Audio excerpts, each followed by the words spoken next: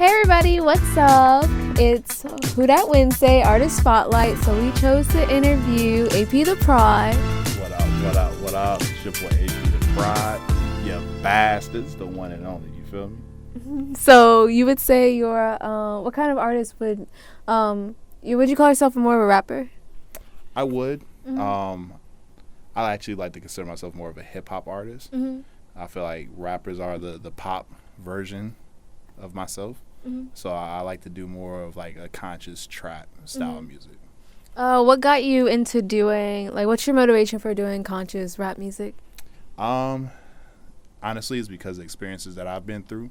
You know, I remember coming up and listening to Nas and listening to Eminem and listening to all these guys who had just crazy, not only just bar structure, but stories. Yeah. You know, so that was a big part of it, on top of the fact that I have a family myself.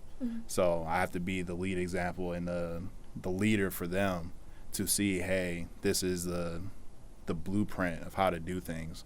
So I can't be out here trap, you know, and I got a little daughter sitting at home and I ain't trapping nothing, you know. So yeah. How old is she? She's 2. She hit them terrible 2s. She ready to tear it up. Oh, so sweet. So yeah, your last album that was released at the end of 2018, Dreams of Reality. What's the meaning behind that name? Why did you name it that? Big reason is because not only are some of the dreams that I've had becoming a reality, it's about me really striving to achieve those dreams, make them a reality for my family and for my daughter. So a big reason why I do a lot of things is to show my daughter that she can do what she wants to do when she gets older. So making your dreams a reality, that was kind of the entire basis behind it. Okay. Tell me, where are you from? What got you into rap? What's your story? You know, contrary to my Orlando City shirt, I actually got, go off screen for a minute.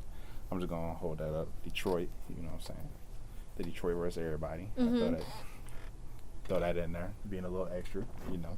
But no, I'm from Detroit, Michigan. Lived there for majority of my life.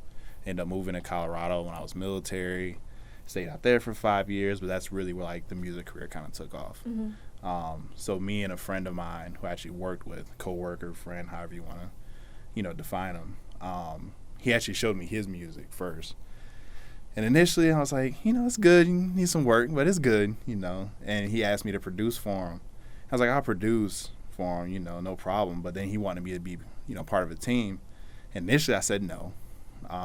But long story short, eventually, once we became closer like friends and family, I ended up joining in with him. We created Ghetto Camp ENT, which is actually something he started. I just kind of helped him take it to the next level. So we did Ghetto Camp ENT. Now it's 4 of us. So it's D Slim, Nikki T, Rocky, and myself. So yeah, that's kind of been my journey to how I started. We've been in Afghanistan recording. We've done shows over there, and That's crazy. yeah, it's some crazy things that happen when you're military and a hip hop artist. Yeah. You know, you get to go all these different cities, and you know you're going to California on orders, but everybody there has your CD. You know, so it was kind of crazy. So y'all were like recording while you guys were going out and doing these things? Yeah, we would work like a 12-hour shift and then get off, record till like 4 or 5 in the morning and do it again. So yeah, it was kind of nuts.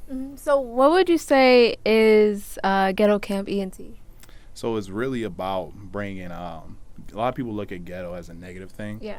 So we took that and expanded on like, okay, we're just going to bring all these different hoods who have this negative image and make it a positive thing. So it's about being one camp, one team, all of us coming together and making this a positive thing. Ooh, how did y'all come up with that? That's really clever. I like the story behind it. Actually, the definition came later.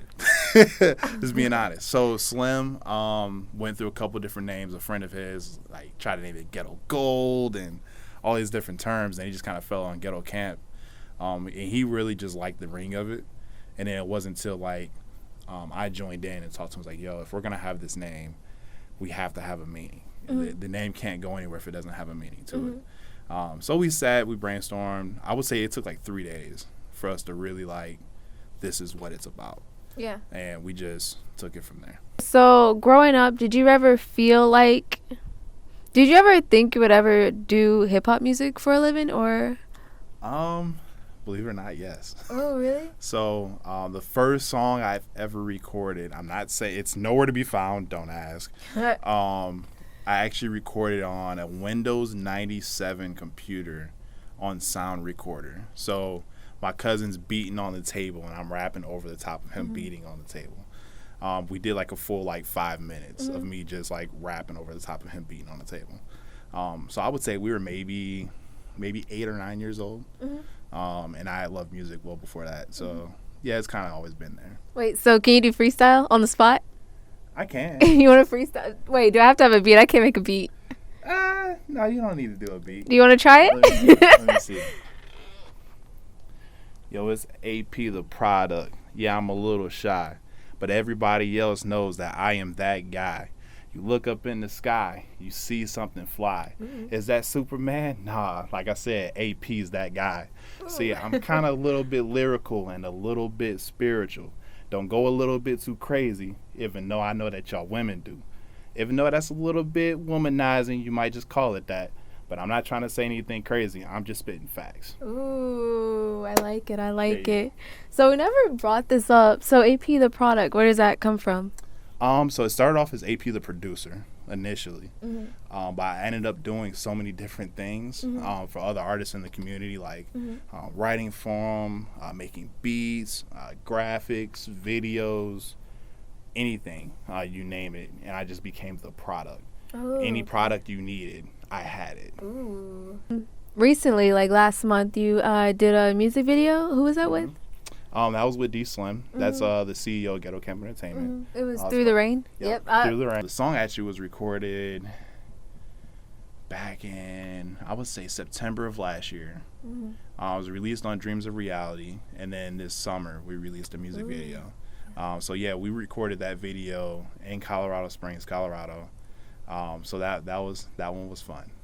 We got a chance to work with Joey Sparks, manager Kiri. He ended up doing all the little details, and he ended up creating this nice little fine print, like just a guideline, treatment is what most people call it, for the videographer to knock things out. So it was just, everything came together, and it worked out really nice.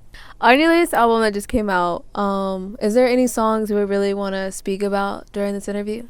I mean, there's some that I think were made more for the fans. Those like the Back to Business, You Bastards. So there's a couple of those in there, but the ones that really resonate with me, if you want to know me, it's Through the Rain, Found a Way. Those two I really right like there. that one. Appreciate it. So yeah, those two right there were pretty much, you get to see me in my darkest hours. Yeah. And what happened after I came out of that. So those two are big street stories, which is my wife's favorite. Really love that one too. It's a nice story. Well, I'm not gonna say a nice story. It's definitely a hood story, about a very young man losing his father at a young age, and actually going through the cycle of the system of going, how am I gonna make money to survive? He ends up selling drugs, and ends up going through like this vicious cycle of, I have to sell drugs to survive. Okay, now I'm done selling drugs, but now somebody else is doing the same thing, and they're ruining my life in the same return. So you end up like this vicious cycle of a young black male going through these trials and tribulations without a father. No, I really, really like that one, and especially Found a Way. I just love songs like that, like actually have a meaning to them. Real songs, you know what I mean? Thank you. We have an event coming up in December, which is going to be a live show, but it's also going to be a toy drive. So, yeah. So, the entire point is for us to gain as many toys as possible to make a Christmas for kids who don't have Christmases. So, in order to get in the door, instead of paying the entry fee, you can pay with a toy instead. Oh, are you guys going to like put on a show? Oh, yeah. Oh, my. So from 6 to 8 is for the kids. They can come. We're going to have games set up for them. We're going to be giving away prizes and giving away gifts and things like that.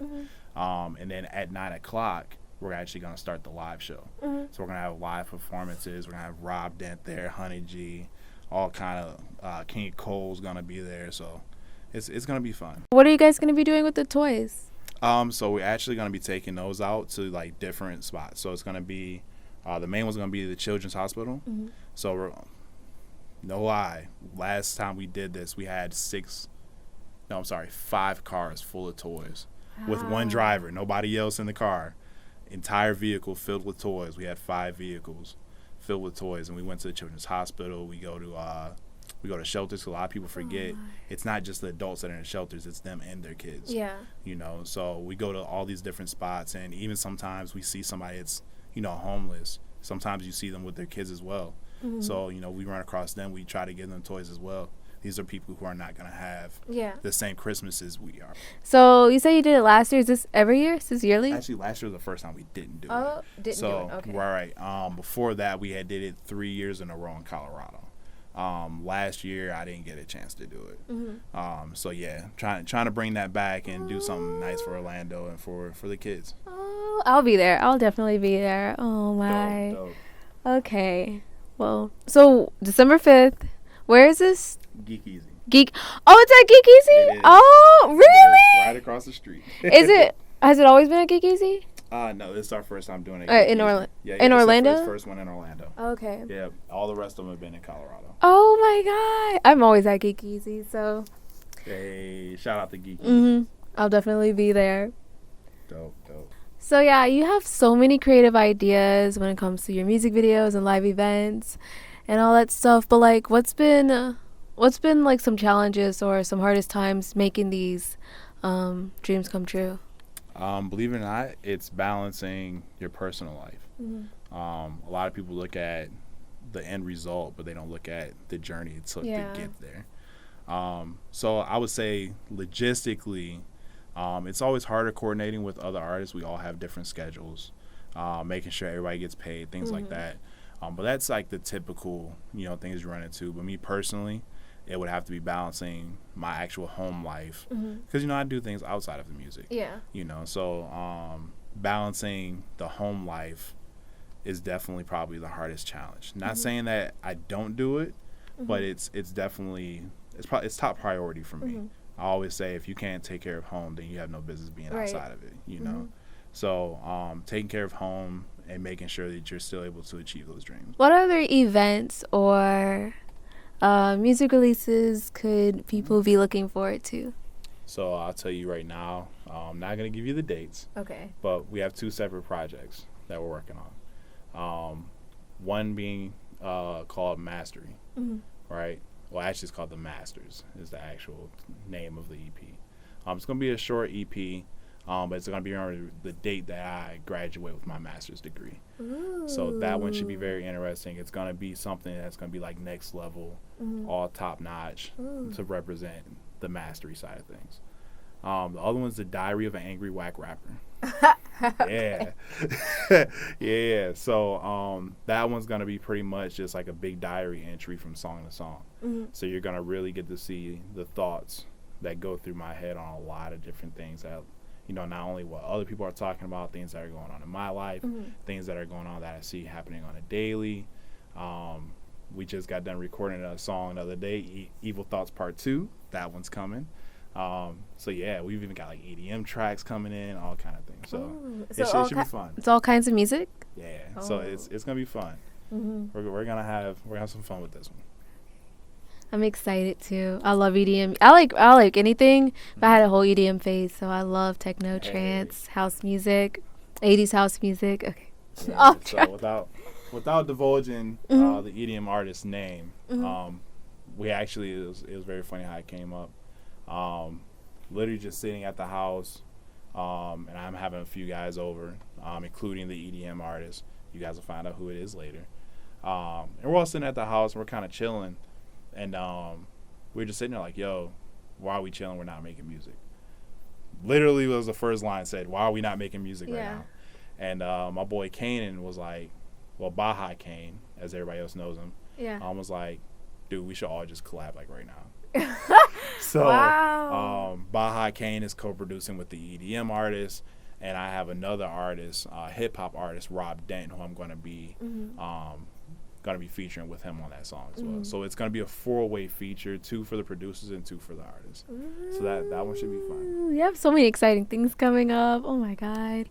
Any last final thoughts before we wrap up? You can find me, AP The Product, on all social media, whether that's Facebook, Instagram, I think Snapchat. underscores in there? Instagram has underscores between the And thank you guys for tuning in, watching, or listening to us. And see you next time we do a artist spotlight interview.